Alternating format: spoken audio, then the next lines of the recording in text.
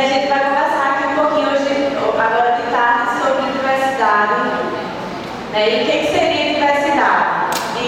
Falando de um modo mais grosseiro.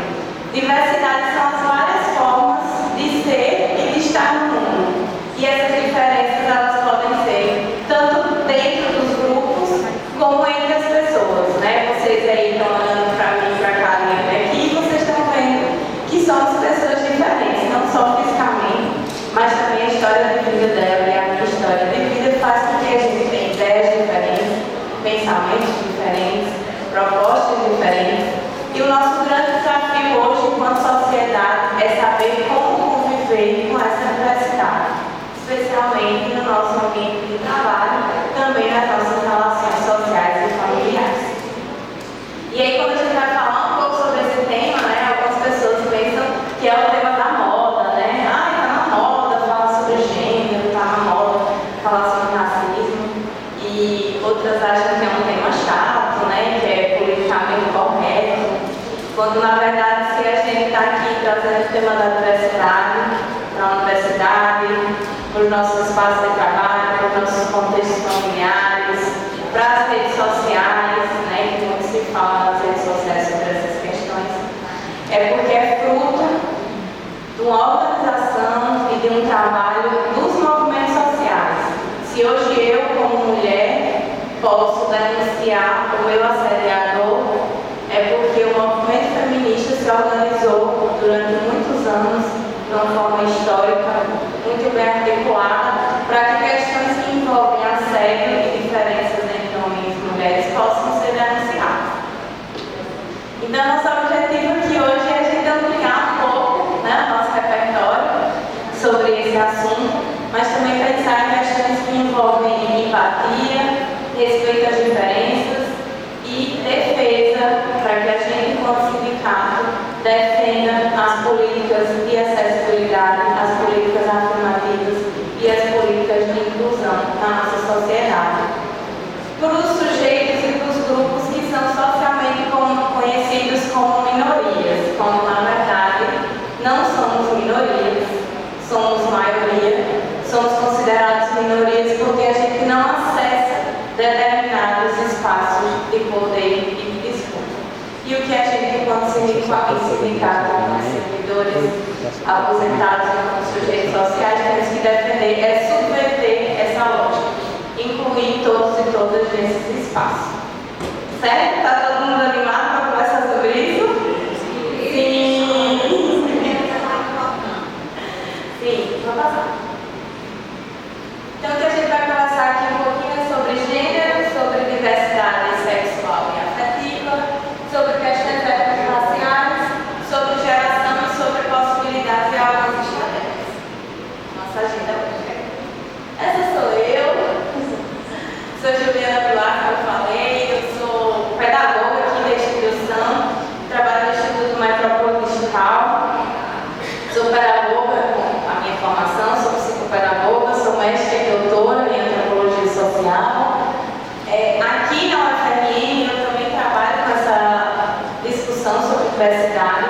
Eu ministro cursos para os servidores técnicos administrativos sobre essa temática da diversidade e o projeto. Eu desenvolvo também um trabalho de mentoria acadêmica, que é ajudando quem quer entrar no mestrado e doutorado, né, ajudando no projeto, nesse processo.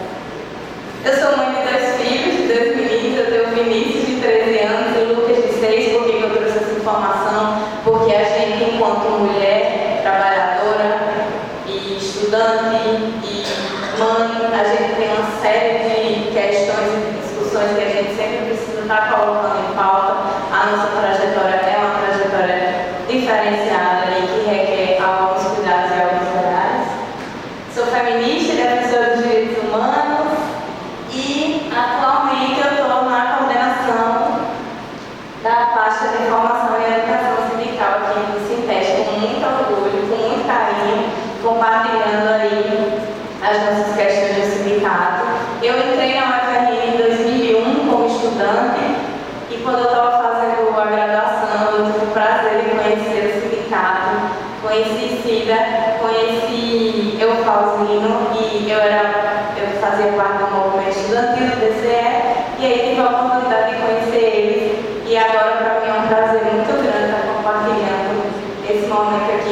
dividir com todos vocês.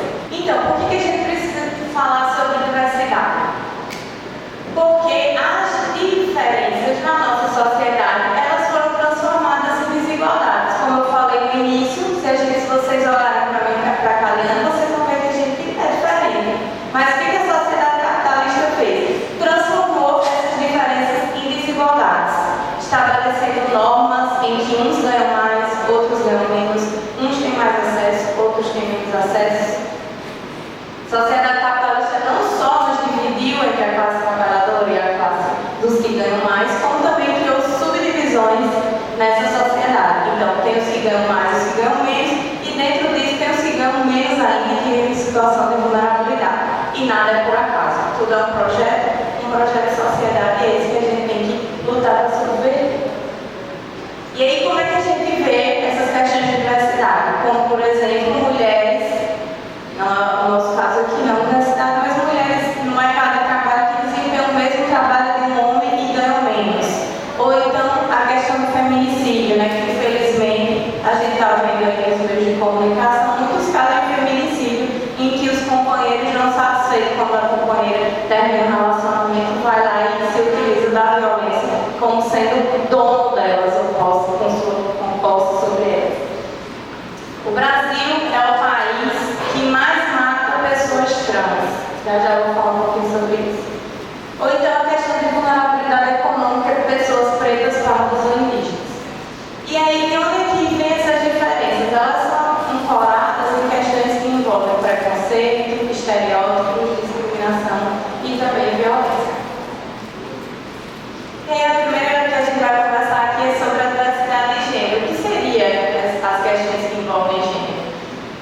É aquele comportamento social que a gente, né, enquanto sociedade, reconhece como sendo do homem e da mulher. E até aí não teria problema quando essas diferenças elas são transformadas em desigualdades. Como eu falei, mulheres que trabalham da mesma forma que os homens e ganham menos. Ou então a questão da tripla jornada de trabalho, por isso que eu trouxe a questão da maternidade. A gente, enquanto mulheres trabalhadoras, né, que trabalhamos fora de casa e ainda temos que dar conta das questões de dentro de casa, né, dos filhos, da gestão da casa, das gestões que envolvem o desenvolvimento das atividades domésticas. E aí, como é que a gente aprende essas questões de gênero?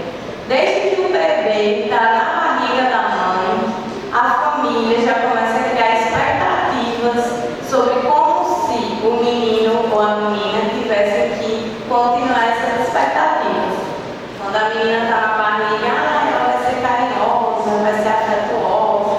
E o menino vai jogar futebol, vai ser macho, vai ser homem. Né? Quando a gente começa a criar essas divisões, não só a gente está cristalizando essas questões, como a gente também não está permitindo que as pessoas sejam quem elas querem ser e transitem pelos caminhos que elas queiram transitar, seja o reconhecido como feminino ou masculino. E aí, essas divisões elas vão durante toda a nossa vida, né? Na criança, os brinquedos que a gente dá para as crianças, para os meninos, carrinho, bola, para a menina, cozinha, bebezinho. O que a gente faz com isso? O que a gente está construindo aí? A gente está construindo que para o menino, o universo público é o universo dele. E para a menina, o universo dela é o universo do privado, do cuidar, de ficar em casa, do cuidar da cozinha, e o homem com o carro, com a bola. E isso vai trazer as consequências que a gente vive enquanto adulto, né, nas nossas várias relações. E aí, como que ela se manifesta aqui no nosso ambiente de trabalho? Isso aqui são algumas queixas que a gente escuta, né, no curso que eu ministro, sobre as divisões que acontecem aqui na nossa instituição. Uma delas é a questão da divisão do trabalho. Existem setores que ainda entendem que existe trabalho de homem e de mulher, quando na verdade, quando a gente faz o nosso concurso, não existe essa divisão, não é mesmo?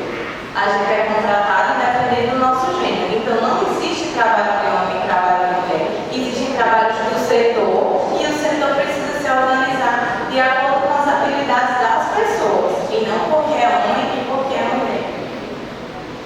Chefia feminina. Infelizmente, na nossa universidade, a gente escuta relatos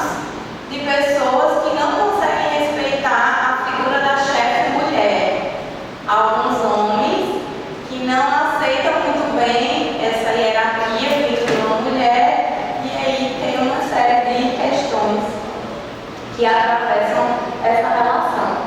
Questão de sociabilidade e lazer, né? Ah, vamos fazer uma festinha no setor, vamos fazer um lanchinho coletivo. Aí os homens trazem as bebidas e as mulheres trazem as comidas. Essa divisão tá ok? Não. Primeiro que o valor da bebida é totalmente diferente do valor da comida, e depois que essa divisão, ela também subentende que a mulher tem mais tempo de chegar em casa e preparar uma comida e o homem não. Só vai sair para comprar o seu bom refrigerante e o seu bom suco. No sindicato não vai acontecer isso, né? Questão de piadas ou brincadeiras que colocam a mulher nessa situação de vulnerabilidade ou de inferioridade. Piadas machistas nunca couberam na nossa história e ultimamente aí é que elas não cabem mesmo. A objetificação do corpo da mulher, olhar para a mulher e olhar só questões estéticas, olhar para a mulher como objeto. Quando que a gente vem para o trabalho, a gente não vem para mostrar a nossa estética, a gente vem para mostrar o nosso potencial enquanto profissional, enquanto intelectual e aqui enquanto mulher de luta, não é? Ou então, ficar de olho nas características da mulher. Já percebeu que se um homem vier para o trabalho todo dia com a mesma roupa, dificilmente alguém vai falar alguma coisa? Agora, se a mulher repetir a roupa por 3 dias, menino, como ela é relaxada, ela não cuida dela, né? Existe essa diferença. E a questão do assédio sexual. Quem seria assédio sexual? É o constrangimento com o intuito de obter vantagens ou favorecimento sexual. São homens, a maioria, e aí eu trabalho na universidade, porque de cada 5 denúncias de assédio sexual, 4 são de homens contra mulher, então a gente vai trabalhar na universidade. São homens que querem obter favores sexuais da mulher no seu ambiente de trabalho, por isso eles se utilizam do seu lugar de poder. E aí, pode passar. E aí as pessoas dizem, ah, meu Deus, que chatice, então a gente não pode mais nem paquerar no nosso ambiente de trabalho. Se a gente for paquerar, é considerado assédio. E aí eu trouxe aqui algumas diferenças. Perguntar se pode beijar. Perguntar se pode beijar. Paquera. Pode. Puxar pelo braço. É assédio. Se a pessoa estiver inconsciente, é assédio. Troca de olhares. É paquera. Xingar porque ela disse não. É assédio. Puxar a conversa. Paquera.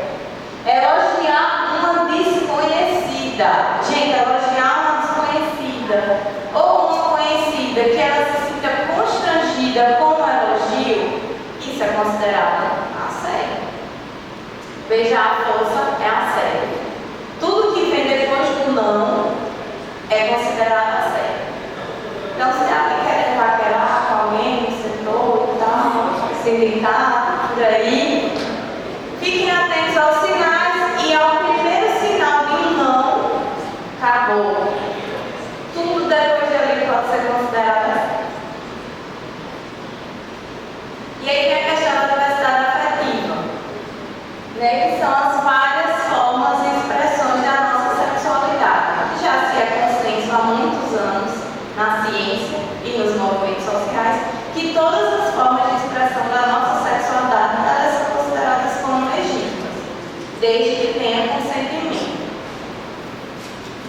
E aí, como é que a gente aprende, né, sobre essas questões?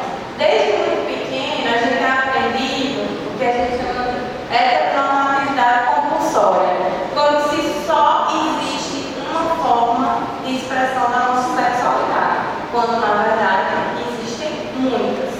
E todas elas são consideradas legítimas. E aí, como que essas questões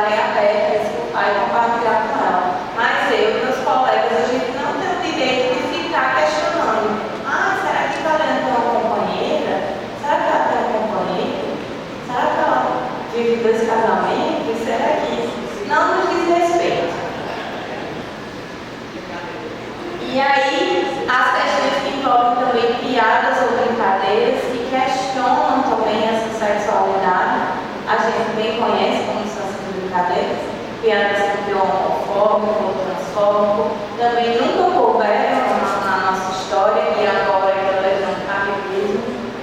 Ou então a questão da invisibilidade, não falar sobre esse assunto e achar que por não falar, esse assunto não vai existir. E aí, como que a gente pode desconstruir, trabalhar na ideia da desconstrução dessas questões? Pensando em políticas de inclusão e de acessibilidade. Existe uma série de políticas, né, que são pensadas a níveis institucionais e a gente não só pode engrossar esse caldo para pensar sobre, como também defender. Né? Uma delas é a questão dos banheiros sem gênero. Aqui na universidade a gente já teve essa discussão sobre banheiros unissex, só que aí parou devido à pandemia, não continuou, mas a gente já teve 2 banheiros unissex aqui na nossa universidade, lá no teatro, no setor 2, que não existem mais, porém agora com a volta, né, do presencial, a gente precisa retomar essas discussões. No meu setor de trabalho já existe essa pauta, já está aparecendo, né, da gente pensar banheiros sem gênero. Por que banheiros sem gênero? Para que as pessoas se sintam à vontade para usar, independente da sua identidade de gênero. A questão de capacitação e sensibilização, não existe outro caminho para a gente discutir essas questões que não seja por cursos, por formação, por discussão. A questão do nome social, a nossa UFRN foi a segunda universidade no Brasil, ela foi pioneira para instituir o uso do nome social. O uso do nome social são os sujeitos, as pessoas que não se identificam com o seu nome de nascimento e também com o gênero que foi de nascimento. E aí, ao decorrer da vida, passa a se identificar com outros nomes. E aí, aqui na universidade, eles podem solicitar na prograde o uso do nome social. Enquanto servidores e funcionários, temos que respeitar, né, o nome e não buscar a origem nem nada. Aqui a gente tem assistência de saúde, né, para companheiros e companheiras que vivem relações homoafetivas. Então, quem tem seu companheiro ou sua companheira vive uma relação homoafetiva pode buscar o seu direito, né, da contribuição de saúde, que a gente tem esse direito lá. E pensar em políticas também, enquanto sindicato, em políticas de acessibilidade, em políticas que tragam essa discussão da diversidade sexual e que pensem em ações de inclusão. Aí eu trouxe aqui, né, a sigla. Eu não sei, né, aqui eu acho que todo mundo se lembra que a sigla, que era ligada ao movimento que hoje é LGBTQIA+, começou, a primeira sigla que a gente se lembra era a sigla GLS. Todo mundo se lembra dessa sigla? O movimento GLS, a Organização de GLS. Que essa sigla era gays, lésbicas e simpatizantes. Com o passar do tempo, as pessoas que se identificam com essa sexualidade começaram a achar que essa sigla não satisfazia, né? O universo deles não era uma sigla inclusiva. E aí, em 2008, ela caiu em desuso e hoje a sigla correta, o jeito correto de se falar sobre essa comunidade é falar sobre comunidade LGBTQIA+, ou então pessoa LGBTQIA+. E o que essa sigla quer dizer? É o L de lésbica, que são mulheres que sentem atração afetiva por outras mulheres. Gays, que são homens que sentem atração por outros homens. Bissexuais, homem ou mulher que sentem atração por homem ou mulher. Transgênero, que são as pessoas, como eu falei, que não se identificam com o seu gênero, que foi atribuído ao masculino. As pessoas queer, que são pessoas que estão além do gênero e da sexualidade. Eles não se veem nem no universo feminino, nem no universo masculino, nem dentro da heterossexualidade. Intersex, que são pessoas que possuem o que a gente chama de genitália ambígua, que são os dois sexos. E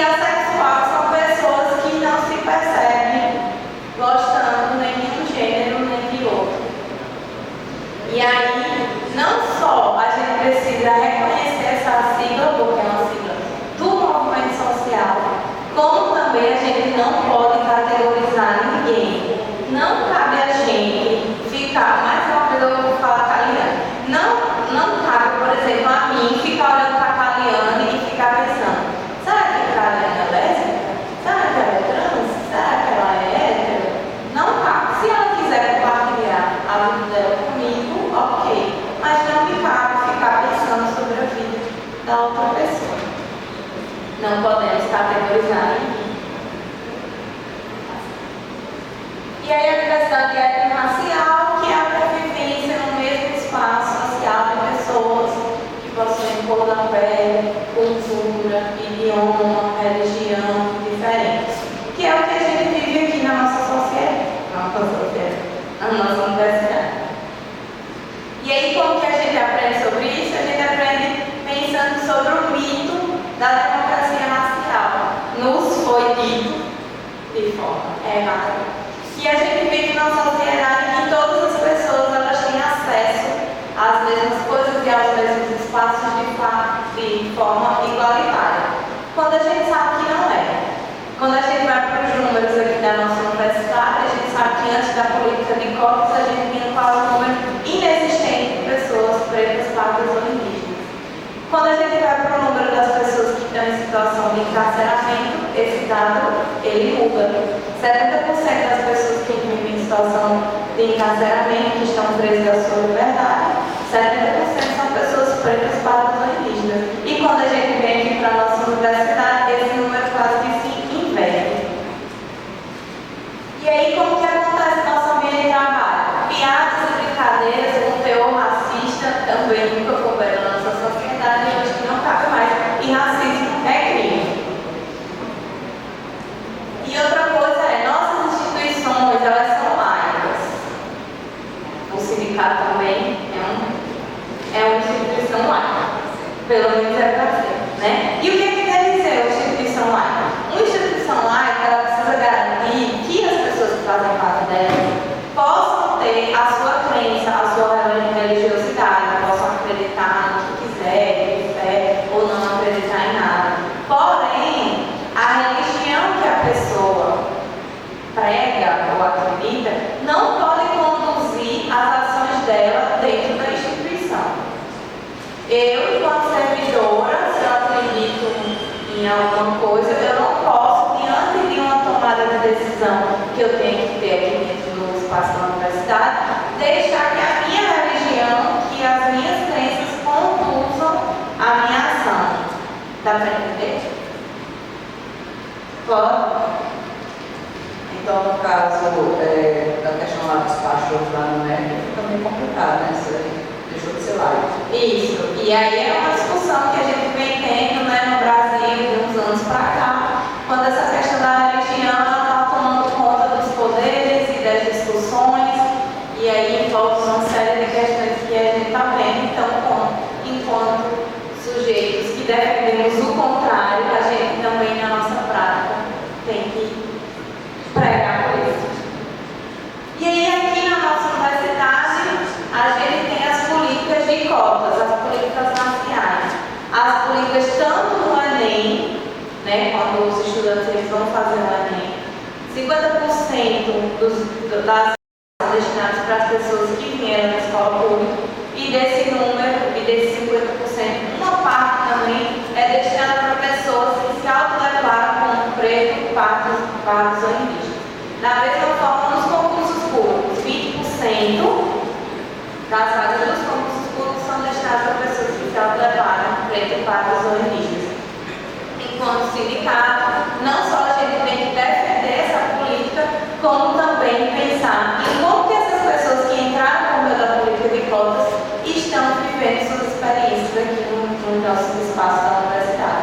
Não só defender a acessibilidade, como pensar em políticas de continuidade. E aí vem a diversidade geracional, que é uma diversidade que meio que atravessa também as questões que a gente tem aqui do sindicato. Que é o quê?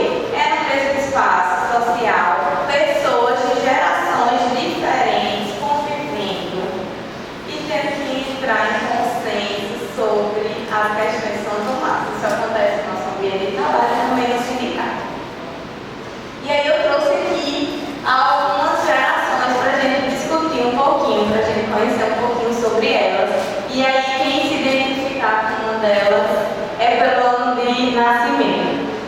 Primeiro são os baby boomers que nasceram entre 45 e 60. Ano de 45. Quem aqui é dessa geração? Ali.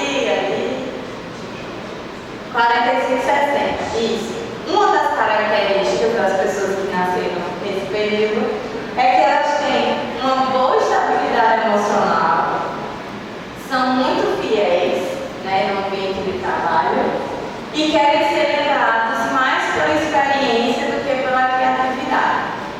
Aí tem outra geração, que é a geração X, que são as pessoas que nasceram entre 60 e 70. Quem é que é dessa geração, 60 e 70? Olha aí. Show. E aí, quais são as características dessa geração? Comprometimento, são pessoas super comprometidas, lineares, né, tem uma trajetória linear, e são acostumados com trabalhos rotineiros e valorizam a burocracia. São pessoas que se dão super bem com a rotina, né, com pensar, aquela rotina. São pessoas que passam muitos anos no mesmo trabalho, no mesmo emprego. E aí tem a geração Y, que é também conhecida como os millennials, são nascidos entre 80 e 90 por ali. Eu estou nessa geração aí, quem mais por aqui?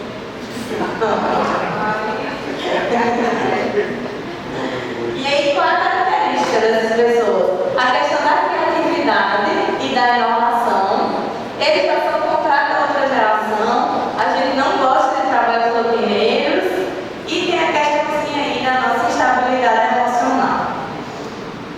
E aí a geração Z, que essa geração Z é a geração da maioria dos nossos estudantes aqui da nossa UFRN, né? O pessoal que está entrando aí, que está chegando. E eles são nascidos depois de 90. Eles são nativos da tecnologia, eles já nasceram no universo da tecnologia, então eles usam celular e computador de uma forma muito tranquila. É a geração do home office, não à toa que aqui na nossa instituição estamos discutindo a questão do teletrabalho. E eles não gostam muito de trabalhar em grupo. Está aqui o nosso desafio enquanto sindicato, atrair a geração Y, que é a geração dos millennials, e a geração Z. Esse é o nosso desafio. Mas o nosso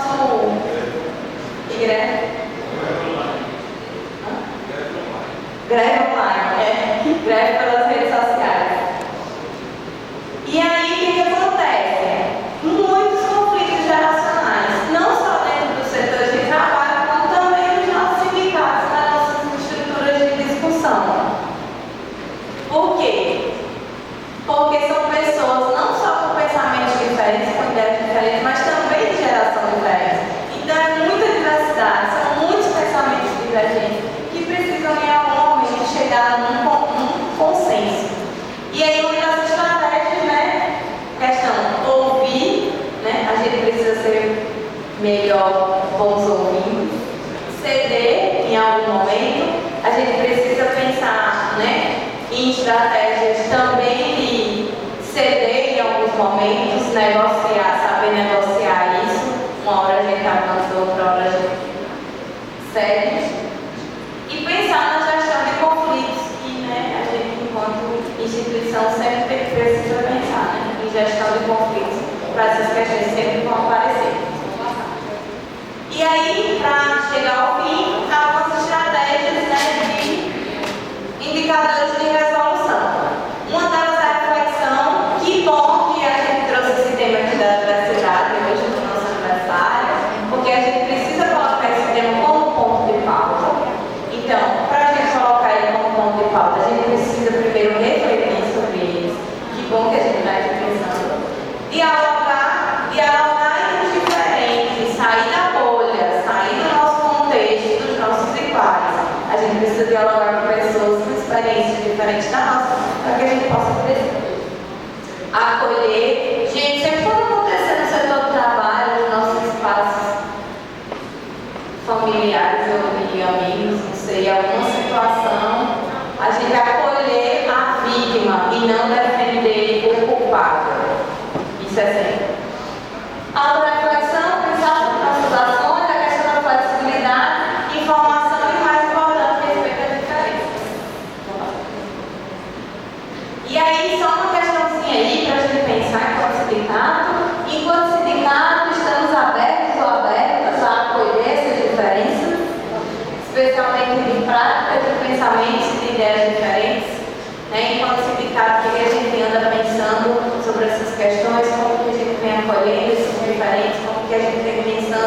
em novas práticas, em novas possibilidades.